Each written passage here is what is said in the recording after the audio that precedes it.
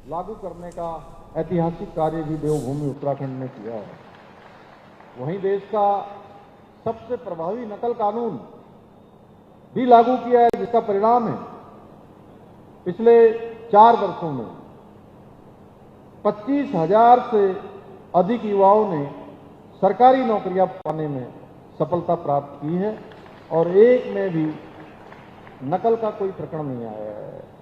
नकल एक ऐसी समस्या बन गया था कि कोई परीक्षा होती थी और उस परीक्षा का रिजल्ट आने से पहले ही कुछ न कुछ ऐसा हो जाता था कि पेपर लीक हो गया, इसमें नकल हो गई, इसमें क्वेश्चन बैंक लीक हो गया, इसमें बड़े पैमाने पर भ्रष्टाचार हो गया और वो सारी की सारी परीक्षाएं और वो परीक्षा नकल की भेंट चढ़ जाया करती थी, भ्रष्टाचार की भेंट चढ़ जाया करती थी। भाइयों बहनों, एक पृथक राज्य की परिकल्पना में हमारे प्रदेश की डेमोग्राफी संरक्षित रखने की भी चिंता शामिल थी। जब ये प्रदेश बन रहा था देवभूमि उत्तराखंड, इसका मूल स्वरूप बना रहे, यह हमारा संकल्प है और इस संकल्प को लेकर हम आगे बढ़ रहे हैं।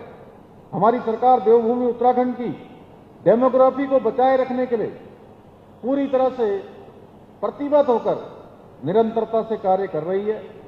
हमने जहां एक और प्रदेश में सख्त धर्मांतरण विरोधी कानून और दंगा विरोधी कानूनों को लागू किया है, वहीं हमने लैंड जिहाद, लव जिहाद और थूक जिहाद जैसी घृणित मानसिकताओं के खिलाफ भी कठोर कार्रवाई सुनिश्चित की है।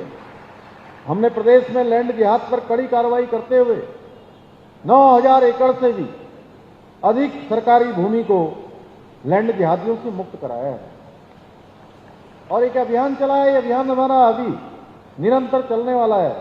इसके साथ ही करीब 250 से अधिक अवैध रूप से चलने वाले मदरसों को सील करने के साथ ही 550 से अधिक अवैध संरचनाओं को भी हटाया है। इतना ही नहीं, हाल ही में हमारी सरकार ने राज्य में नया कानून लागू कर मदरसा बोर्ड को भी समाप्त करने का निर्णय लिया है। इस कानून के लागू होने के पश्चात 1 जुलाई 2026 के बाद उत्तराखंड में केवल वही मदरसे संचालित हो पाएंगे जिनमें हमारे सरकारी बोर्ड द्वारा निर्धारित पाठ्यक्रम पढ़ाया जाएगा। इतना ही नहीं, अभी जिसके बारे में मेरे से पहले बोलने वाले वक्ताओं ने बताया कि हम अल्पसंख्यक शिक्षा का जो प्राधिकरण बनाने जा रहे हैं, उस प्राधिकरण के अंतर्गत और जो हम अभी शिक्षा का अल्पसंख्यक शिक्षा का सुधार का विधेयक लेकर आए हैं, पहले अल्पसंख्यक शिक्षा में मिलने वाला अनुदान केवल एक समुदाय को मिलता था। भाइयों, हमने अब उसमें, मुझे यहां बताते हुए खुशी हो रही है कि हमने उसमें जैन समाज को भी रखा है, सिख समाज को भी रखा है, फारसी समाज को भी रखा है, बौद्ध को भी रखा है और ईसाइयों को भी रखा है। यानी कि उसका लाभ अब जितने जो हमारा अल्पसंख्यक समाज जिसको माना जाता है, उन सभी को उसका लाभ मिलेगा इस एक्ट के हमारे लागू हो जाने के बाद। इसके अतिरिक्त हमारी सरकार राज्य में सनातन संस्कृति को बदनाम करने वाले पाखंडियों के विरुद्ध भी ऑपरेशन कालनेमी के माध्यम से हमने सख्त कार्रवाई हम इसके पर भी कर रहे हैं और हजारों ऐसे कालनेमी आज पुलिस की गिरफ्त में आए हैं। मुझे बताया गया कि आपने सरकार से अपेक्षा रखी है अभी कि राज्य में जैन कल्याण बोर्ड का गठन किया जाए, जिसमें संपूर्ण जैन समाज को एक प्लेटफॉर्म पर लाया जा सके। मैं आप सभी को विश्वास दिलाता हूं, अल्पसंख्यक कल्याण विभाग इस पर अवश्य विचार करेगा।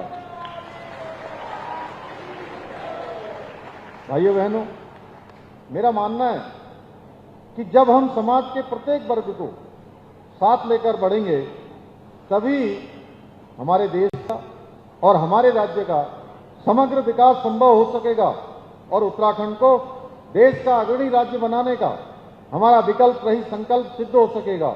और मुझे पूरा विश्वास है, हमारे इस संकल्प को सिद्ध करने में जैन समाज हमेशा की तरह हमें अपना आशीर्वाद, अपना समर्थन, अपना सहयोग प्रदान करता रहेगा। इसी विश्वास के साथ एक बार मैं पूज्य सौरभ जी के श्री चरणों में नमन करते हुए, सभी जैन मुनियों को प्रणाम करते हुए